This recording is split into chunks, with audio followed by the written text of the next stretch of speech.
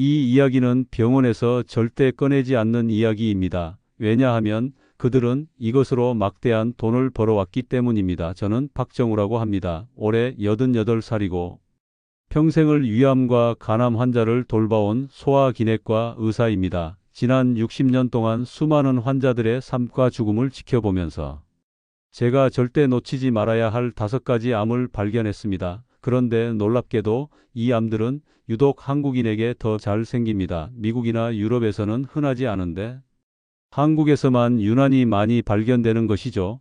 여러분은 혹시 아침마다 습관처럼 드시는 뜨거운 국물이나 소변을 참는 습관이 암과 직결될 수 있다는 사실을 알고 계셨나요?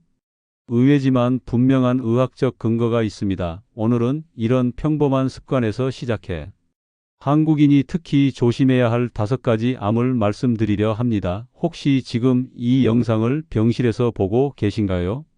아니면 따뜻한 안방에서 보고 계신가요? 댓글에 남겨주시면 제가 직접 답글로 도와드리겠습니다. 그리고 이야기가 도움이 되신다면 구독과 좋아요로 함께 해주세요.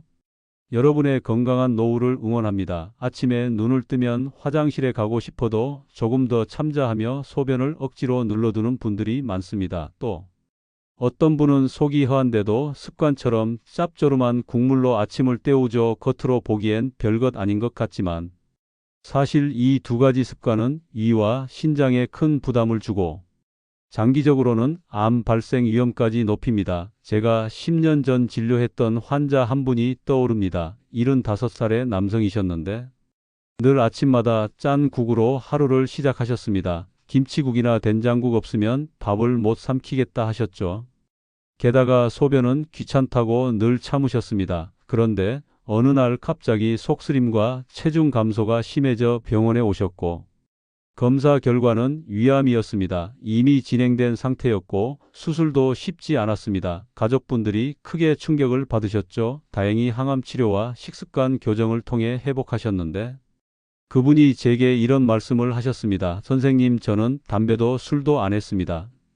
그런데 왜 제가 암에 걸린 겁니까? 제가 답했습니다. 당연하다고 생각한 아침 습관이 문제였습니다. 짠 음식을 매일 반복해서 드시면 위 점막이 만성적으로 손상되고 헬리코박터균이 쉽게 자리 잡습니다. 결국 위암으로 이어질 수 있는 길을 스스로 만든 셈이죠.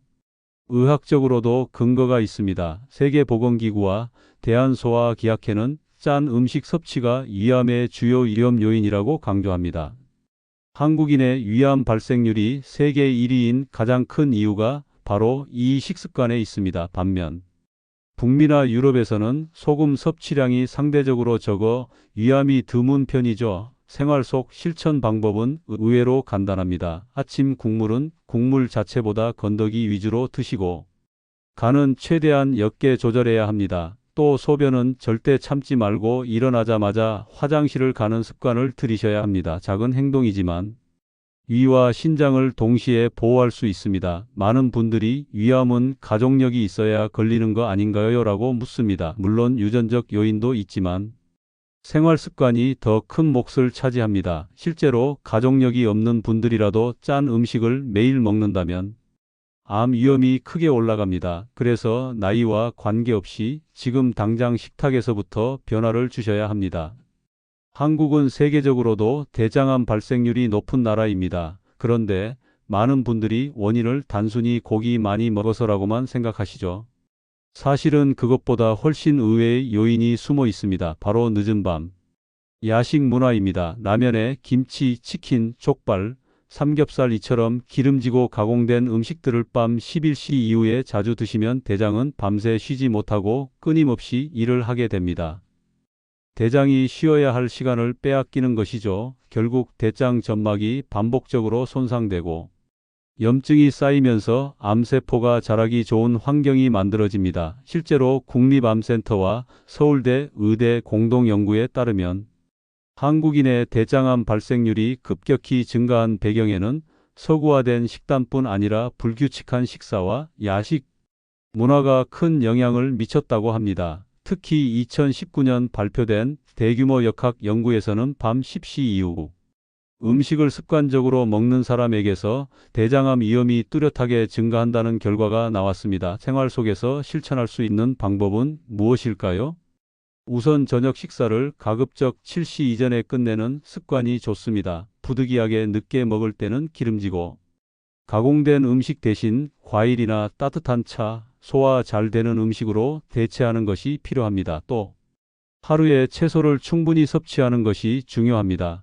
특히 섬유질이 풍부한 채소는 대장 속 노폐물을 빠르게 배출시켜 암 위험을 크게 줄여줍니다.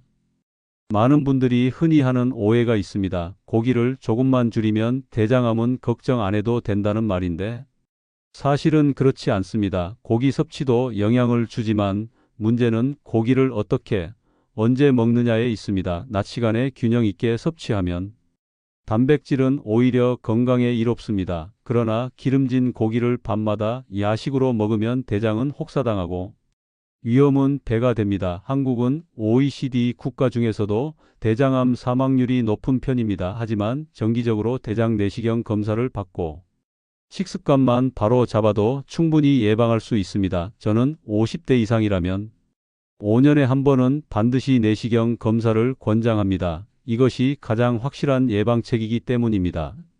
갑상선암은 다른 나라보다 한국에서 유독 많이 발견되는 암입니다. 그런데 여기에는 의외의 이유가 있습니다. 단순히 병이 더 잘 생겨서가 아니라 검진을 너무 자주 하고 너무 민감하게 찾아내기 때문이죠.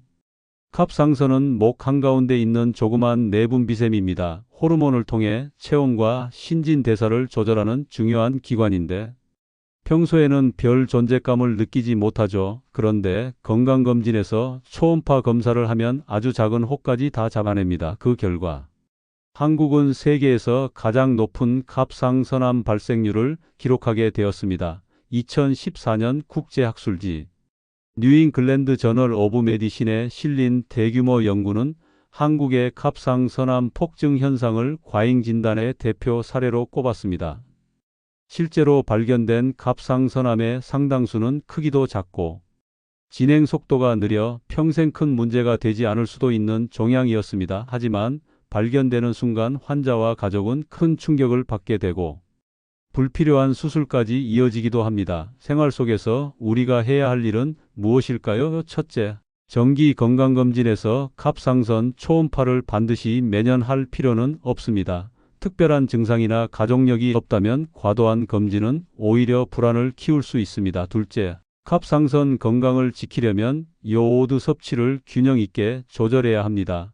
미역이나 다시마 같은 해조류는 적당히 섭취하면 도움이 되지만 매일 과다하게 먹으면 갑상선 기능이 흔들릴 수 있습니다. 많은 분들이 갑상선암은 걸려도 별거 아니다라고 쉽게 말합니다.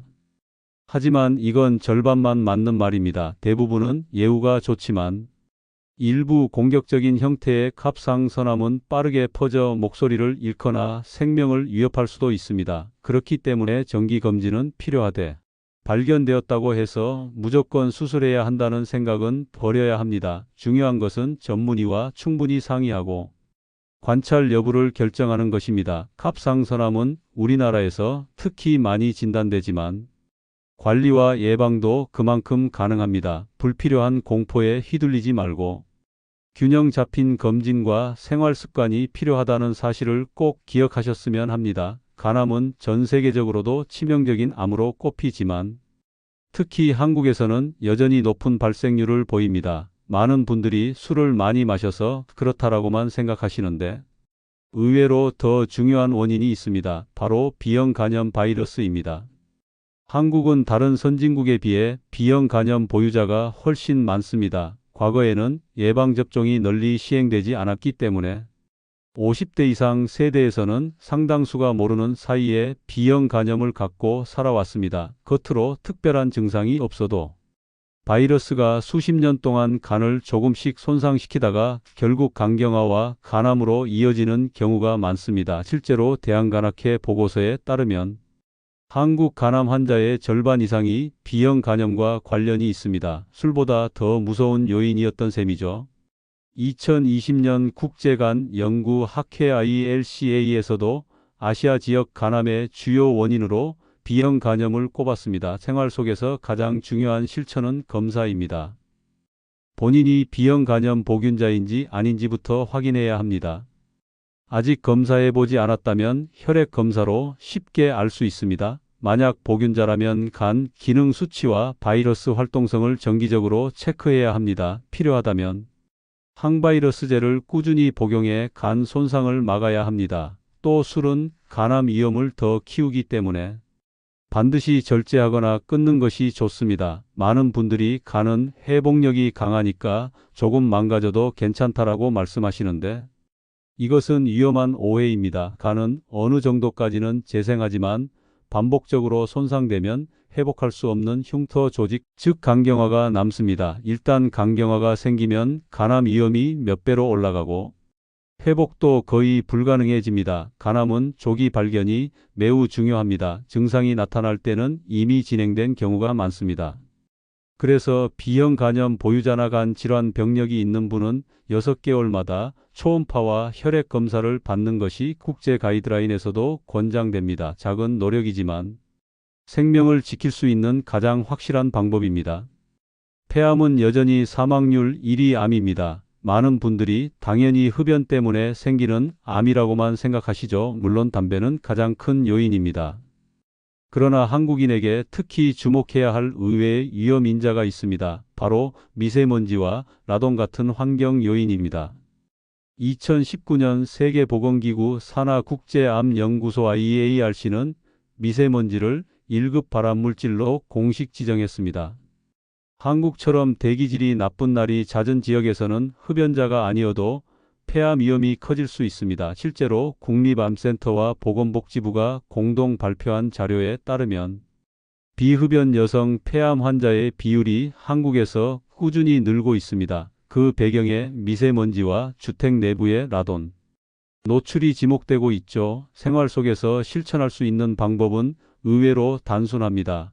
미세먼지 농도가 높은 날에는 외출을 줄이고 KF 인증 마스크를 착용해야 합니다. 환기할 때도 대기질이 나쁜 날은 창문을 오래 열지 말고 공기청정기를 사용하는 것이 도움이 됩니다. 특히 지하 공간이나 오래된 건물은 라돈 농도가 높을 수 있으므로 정기적으로 측정하는 것도 필요합니다. 많은 분들이 하는 흔한 오해가 있습니다. 나는 담배를 피우지 않으니 폐암 걱정은 없다는 생각입니다. 하지만 전체 폐암 환자의 2,530%는 비흡연자에서 발생합니다.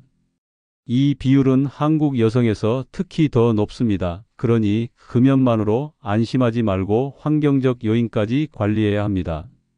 물론 흡연은 여전히 가장 큰 위험 인자입니다. 담배를 피운 기간이 길수록 양이 많을수록 폐암 위험은 기하급수적으로 커집니다. 이미 흡연을 하셨더라도 지금 끊는 것이 가장 좋은 예방법이라는 점은 분명합니다.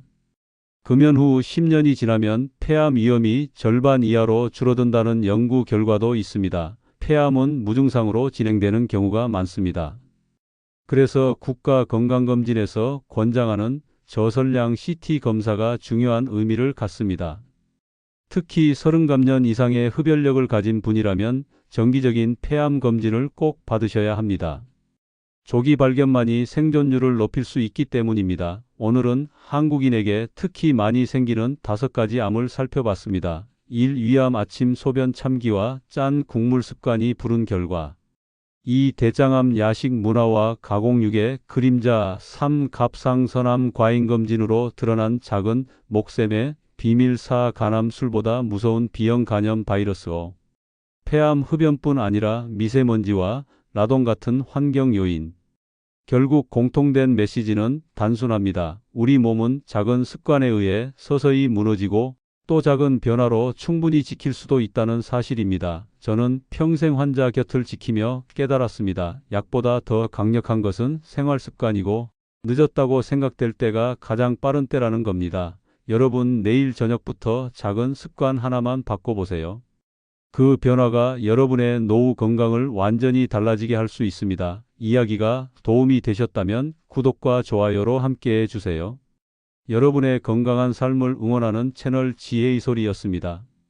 마지막으로 여러분께 여쭙겠습니다. 이 암은 결국 운명처럼 찾아오는 병이다 라고 생각하신다면 1번이 아니다. 작은 습관만 바꿔도 충분히 막을 수 있다라고 생각하신다면 2번 여러분의 생각을 댓글로 남겨주세요. 제가 직접 읽고 정성껏 답글 달아드리겠습니다.